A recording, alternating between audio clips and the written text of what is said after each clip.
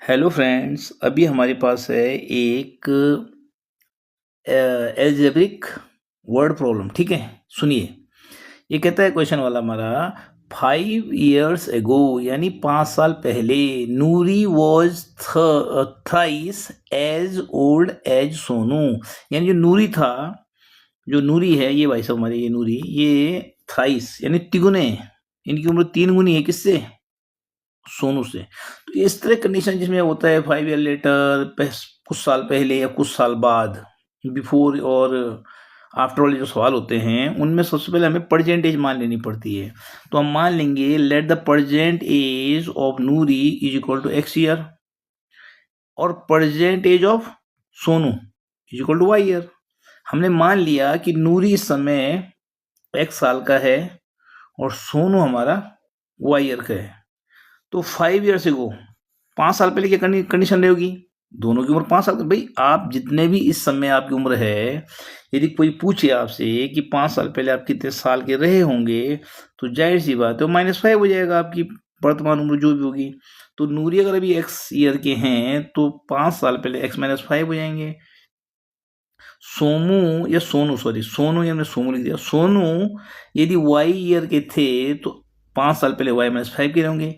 अब ये क्या कह रहा है, क्वेश्चन वाला कहता है 5 years एगो यानी 5 साल पहले, 5 साल पहले नूरी वॉज थ्राइस, जो नूरी थे, ये श्रीमान जी ये है नूरी 5 साल पहले, ये थ्राइस थे यानी तिगुने थे नूरी किससे?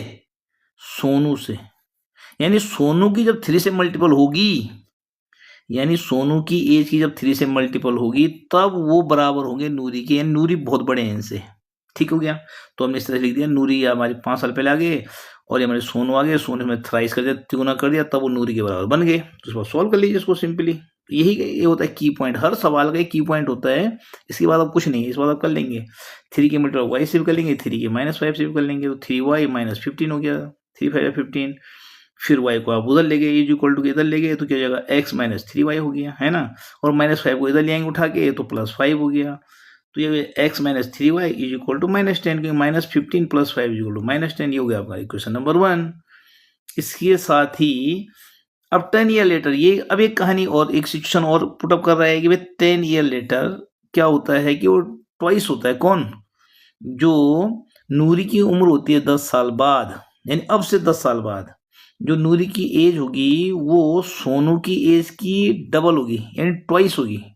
ट्वाइस में डबल होगी, यानी सोनू की एज को, सोमू लिख दिया मैंने बार बार यार, जो सोनू की एज का अगर ट्वाइस कर देंगे हम तो किसकी उम्र बन जाएगी?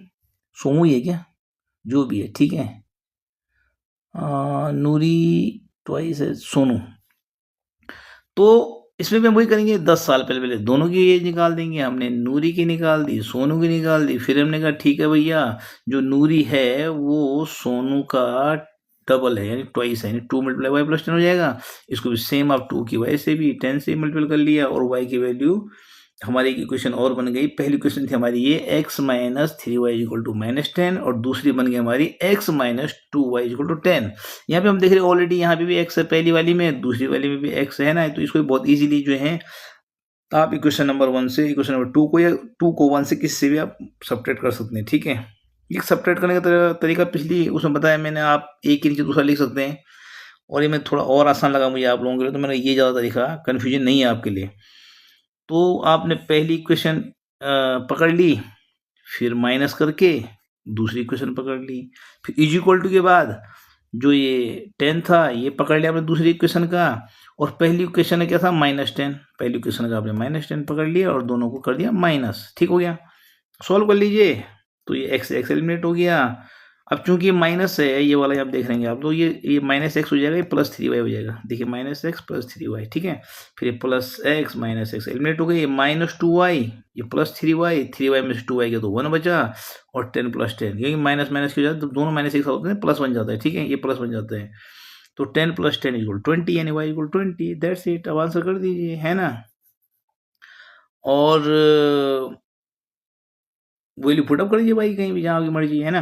y की वैल्यू आप कहीं पुटअप कर दीजिए, x की वैल्यू आ जाएगी, यानी x बोले तो नूरी 50 साल का है और सोमू 20 ईयर का है। ठीक है, ये इनकी परसेंटेज है। आई होप आपकी समझ में आ गया होगा। Thank you.